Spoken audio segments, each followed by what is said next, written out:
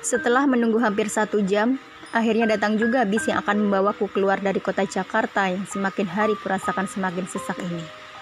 2 hari libur pada akhir pekan ini akan kumanfaatkan untuk sekedar mengganti suasana. Sekilas menghilangkan pemandangan gedung bertingkat dengan tingginya pohon kelapa, udara yang padat dengan racun, sejenak berganti udara yang masih sejuk bila dihirup dalam-dalam. Aku akan lupakan hitamnya kepulan asap dari bis kota dengan warna hijau rerumputan dan pepohonan. Tak sabar aku. Kenapa bis ini lama sekali ngetemnya? Alhamdulillah, akhirnya bis mulai bergerak. Ternyata cukup banyak juga orang yang akan berpergian hari ini.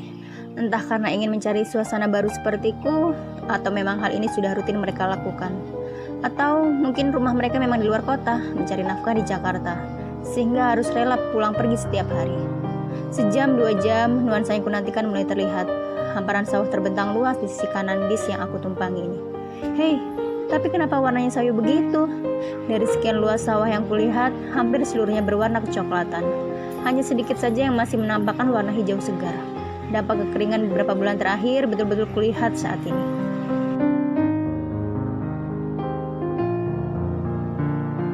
Kasihan Pak Tani ya, Dik. Tiba-tiba bapak yang duduk di sebelahku berbicara. Segera kualihkan pandanganku pada penumpang yang membuatku kaget ini. Seorang bapak yang sudah cukup umur rupanya. Mungkin usianya sekitar 50 tahunan. Terlihat dari guratan-guratan lelah di wajahnya. Iya Pak, kasihan. Mereka sudah capek-capek menanam, ternyata panennya gagal karena kekeringan. Bukan itu maksud Bapak, Dik. Bukan kekeringan itu yang Bapak kasihani dari para petani itu. Loh, bukan kekeringan. Lalu apa? Begini, kalau kekeringan, bagi para petani hal itu sudah biasa mereka hadapi. Mereka tahu betul risiko itu. Seakan menyadari kebingunganku, si bapak melanjutkan bicaranya. Sejenak si bapak terdiam. Aku makin tak sabar menunggu penjelasannya. Bapak sudah lebih dari 10 tahun bekerja di sebuah restoran sebagai petugas kebersihan. Selama bapak bekerja, semakin bapak sadar bahwa kita sering sekali menyepelekan pekerjaan para petani itu. Aku masih saja tak menangkap maksud pembicaraan ini. Tidak menghargai bagaimana, Pak? Setiap hari, restoran tempat bapak bekerja menghabiskan ratusan kilogram beras untuk ditanak menjadi nasi. Setiap hari pula bapak harus rela menyaksikan berpuluh kilogram nasi yang dibuang begitu saja, karena para tamu tidak menghabiskannya. Saat membuang nasi itu, hati bapak miris. Berulang-ulang bapak mohon ampun pada Gusti Allah. Berkali-kali bapak mengucapkan istighfar, karena bapak melihat sebuah kesia-siaan. Satu bentuk pengingkaran nikmat yang luar biasa. Kadang-kadang bapak membayangkan mendengar tangisan butiran-butiran nasi itu, seperti yang bapak sering ajarkan pada anak-anak bapak kalau tidak menghabiskan makanannya. Aku tercekat. Entah kenapa wajahku serasa ditampar keras sekali. Saat itulah terlintas pikiran bapak, wajah para petani yang bermandi peluh, sekujur badan hitam lenggam terbakar sinar matahari. Tidak sedikit tenaga mereka yang terkuras untuk mencakul sawahnya. Tak lain, tak bukan, mereka lakukan itu supaya mereka bisa memenuhi kebutuhan makanan bagi semua orang dan juga kebutuhan mereka sendiri. Tapi ternyata kita yang tinggal enaknya saja, tak perlu membanting tulang seperti itu, sama sekali tidak menghargai pekerja keras para petani itu. Kita sama sekali tidak mau menghargai setiap butir nasi yang kita makan. Menyanyiakan nasi sudah menjadi hal yang biasa saja bagi kita. Kini aku terdiam. Apa yang disampaikan si bapak itulah yang kulakukan setiap hari. Ya, menyisakan nasi di piring seakan sudah menjadi hal yang biasa bagiku.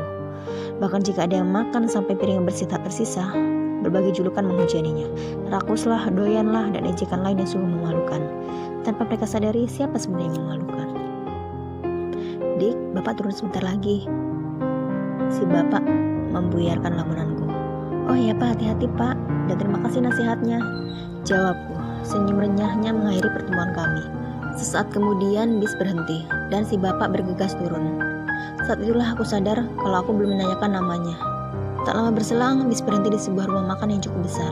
Rasa lapar mendadak menyerangku. 3 jam perjalanan sudah kulalui, dan perut ini ternyata sudah mulai bergerak meminta bagiannya. Aku dan beberapa penumpang lainnya bersama-sama memasuki rumah makan.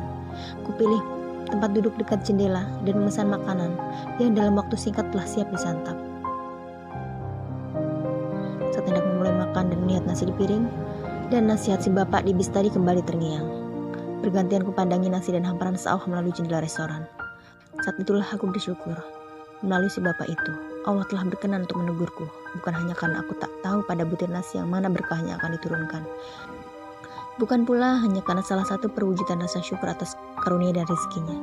Namun, menghabiskan hidangannya ada hingga butir nasi yang terakhir merupakan salah satu cara kita berterima kasih pada para petani yang tanpa kenal lelah telah berusaha mempersembahkan hasil kerja terbaiknya pada kita. Tanpa kerja keras mereka, sulit bagi kita untuk bisa menikmati hasil yang pulen dan lezat ini. Sungguh suatu cara yang mudah untuk menghargai jerih payah dan segala letih lelah mereka, yaitu dengan menghabiskan hidangan tanpa sisa. Bukan rakus, bukan kemaruk, bukan pula kelaparan. Selamat makan.